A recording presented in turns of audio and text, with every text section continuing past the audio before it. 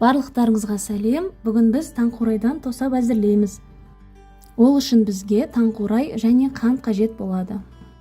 Мен таңқурайды салқын суға жуып алдым. Енді блендермен езетін боламын.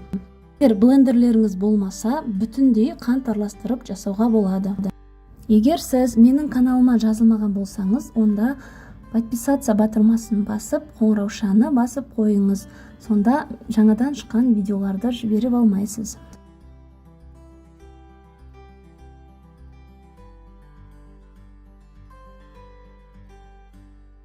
Енді қантты қосып, жақсылап араластырамыз.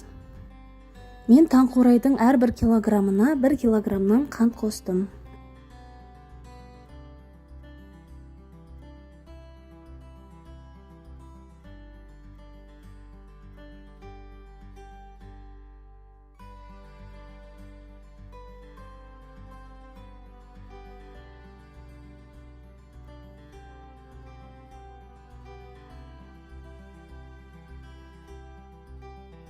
Бұл тосапты әркім әрқалай дайындайды, қайнатпай да жасауға болады, бірақ мен қайнатып жасағанды жөн көрдім.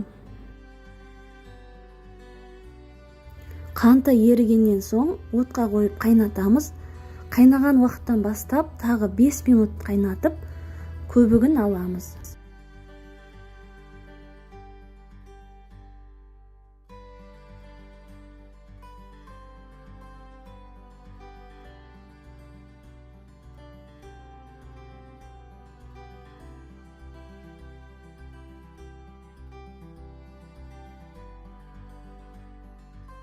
Мен банкілерді алдын ала дайындап қойдым.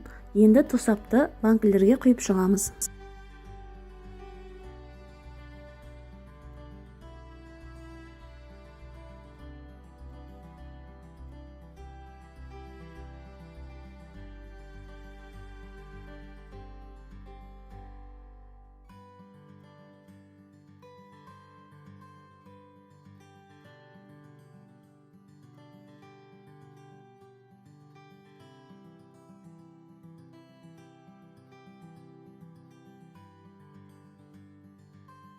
Осымен тосаптарымыз дайын. Міндетті түрде жасаңыздар. Видео ұнаса каналыма жазылып, пікір қалдыруды ұмытпаңыздар.